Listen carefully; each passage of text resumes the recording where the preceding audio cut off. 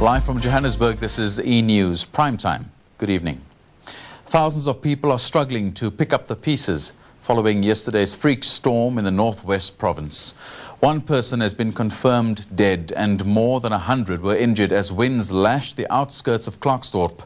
Early estimates put the damage at more than 100 million rand. Officials are still trying to decide whether to declare this area a disaster zone. For these people, there is no question. All this devastation, homes and lives wrecked. In just 15 minutes of hail, rain and wind, winds that hit 100 kilometers an hour, 15 minutes that these people will never forget. This man, James Mokaleng, was watching television when his home collapsed upon him. I was shocked. I want to tell you, I was very shocked. And then I was just deciding it's the end of my day that day. Luckily for the window to fall, then I can come out quickly. The one confirmed fatality, a 78-year-old woman, was crushed by falling debris in this church as she prayed. Olga Sekwati saw her die. When I got out of that table, under the table, I saw that that lady was trapped and there was no way that she can be alive.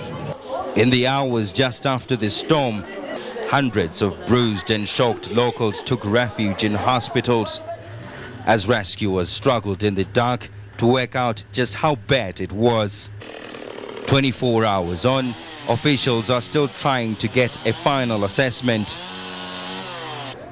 What they can say is that the electricity and water here will be cut off for weeks. Incredibly, the Weather Service says such storms aren't out of the ordinary, particularly for this area. In October 2004, we had a huge hailstorm that passed through the Potchefstroom area as well. So it sometimes happens in that area like in any other area. That's little comfort, though, when your home's been reduced to rubble. The sheer power of the storm is evident in almost every corner of this community, and everyone is telling a story of utter destruction and just how difficult it's going to be to get their lives back together. Macintosh and Zamante, E! News, Klerksdorp. Western Cape Police have arrested a suspected serial rapist and child kidnapper near Hermanus. Police have been searching for Johannes Maurs for nearly 3 years. 2 girls believed to have been abducted were found with him. Maurs has been on the run since escaping from police custody. He is also wanted for assault, robbery and attempted murder. Hidden by bushes, a tiny hovel dug into the ground. What some locals are calling the hole of horror. Police say for 2 girls it was a prison for 18 months. One just 4 years old, but police still don't know her identity. Moers claims she is his daughter. But police have also found a 14-year-old with Moers who was abducted over a year ago at gunpoint. It is feared she may have been held as a sex slave. 3 years ago, Johannes Moers escaped from police holding cells with a 100,000 rand bounty on his head. It seems he's been hiding in this tranquil farming community of Heermel and Arde. 2 other hideouts were found along the Hermanus coastline. It's believed he always travelled under cover of darkness, often smearing his face with clay as camouflage to avoid capture. Among other things, he's wanted for rape, burglary, kidnapping and hijacking.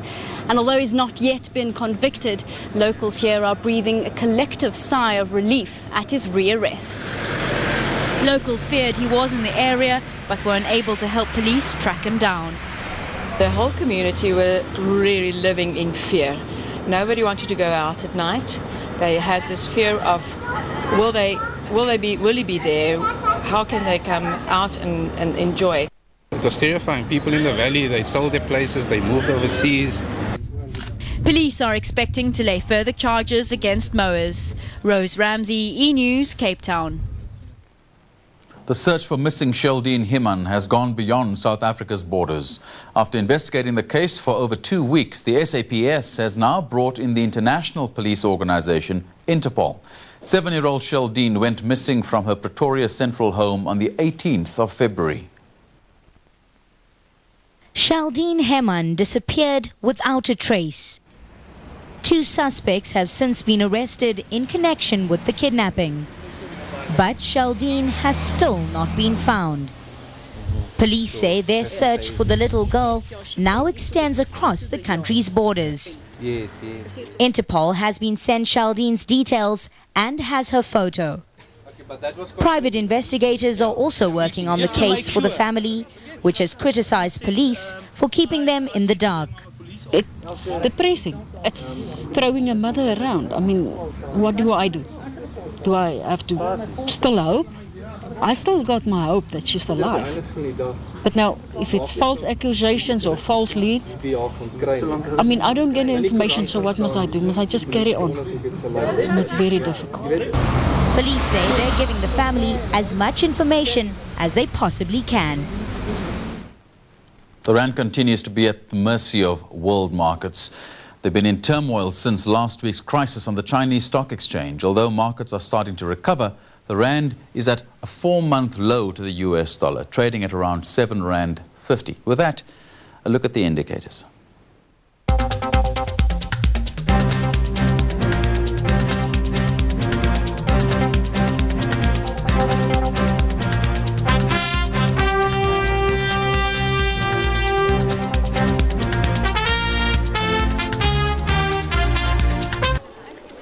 "71 pupils at this Gauteng school fell pregnant in 2006. They were among over 2,300 schoolgirls in the province who became mothers last year. That's more than double the number for the previous year. The Provincial Education Department says poor parenting and the entertainment industry are to blame. The entertainment industry has come out to be the key contributor to the situation that we find ourselves in. The industry allows children to consume alcohol recklessly. The industry allows the free use of drugs. Education officials are denying that poverty contributes to the problem. Pupils say peer pressure still plays a large role in girls falling pregnant, but there is also concern over girls having unprotected sex for money. A concern shared by NGOs looking after the rights of children. It's in 14, 15-year-olds, typically who are dropping out of school, who are tending to have sex for money with older guys and not using a condom. And then once girls leave school, there's a massive spike in HIV infection and teen pregnancy. The Gauteng Education Department says it'll soon meet with parent organizations and NGOs in an attempt to find solutions. Kale Nair, E-News, Johannesburg. The legal squabbles over who will manage South Africa's national lottery are far from over. The Pretoria High Court has set aside a decision to award the lotto license to a new company, Gidani. Utingo has been the lottery operator for the past 7 years. Recently, it lost that contract to Gidani, following a decision from Trade and Industry Minister Mandisi Mpahlwa. Utingo objected and took the matter to court. It pointed out that 2 senior ANC members, Chris Nissen and Max Sisulu, were both shareholders in Gidani. But it also emerged that Education Minister Naledi Pandor has a financial interest in Utingo via a shareholding in the Black Management Forum.